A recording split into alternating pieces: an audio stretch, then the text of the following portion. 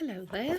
So, we've got time on our hands, some of us at least, because of Corona, and even we had our first few shoots again, but things had taken on slowly. So I take the time for doing a lot of test shoots. My studio is just rampant.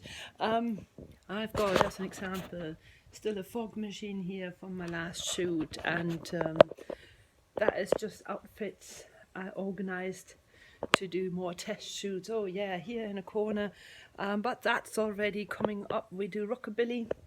Look at those old nice tires.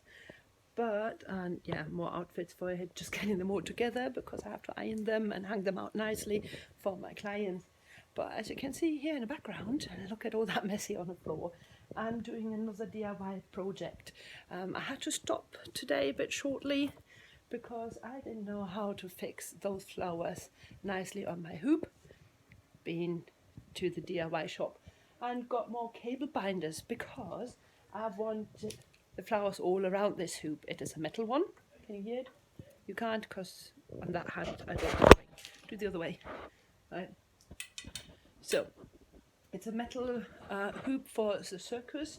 You can even wrap it with some material to have fire on it.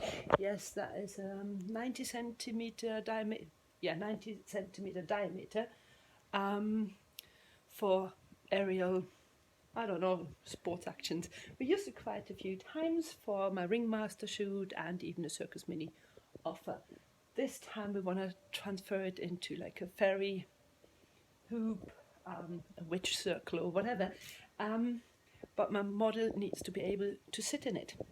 So I don't want to keep it bare, and I was thinking of wrapping it with some green stuff only, so no flowers, and I still want to go for it, try to wrap it with more of these flowers I've got on the floor and decent cable binders to hopefully secure it that it doesn't come off.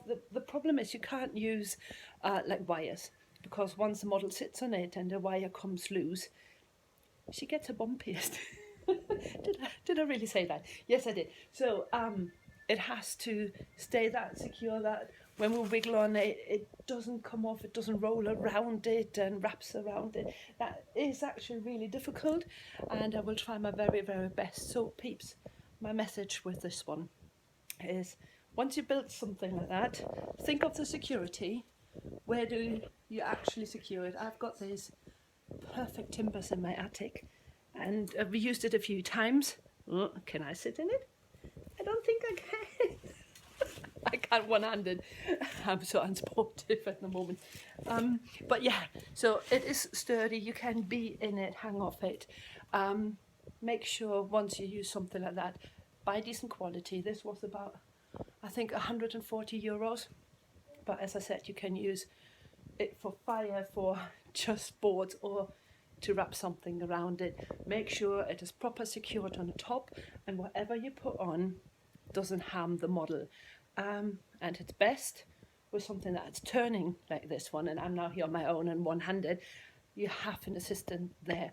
Always think of health and safety, and even though I love to use real flowers for this one, I definitely won't, because it has to last. I have to use it a few more times. And also, if you wipe over flowers, obviously they get damaged, and some of them can be very juicy, and the juice can irritate your skin or even cause a proper allergy. So don't do it. Use your spare time, be crafty, do some DIY, and if you can't do that, do your sports. Just keep yourself occupied, or do something for your brains and do a workshop, or just read a book. What I'm saying is, like, keep being busy, and don't just put your finger up your nose, poke it and say, I'm bored.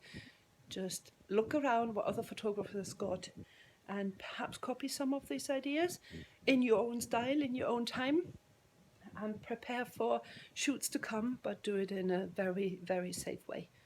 Right, see you later.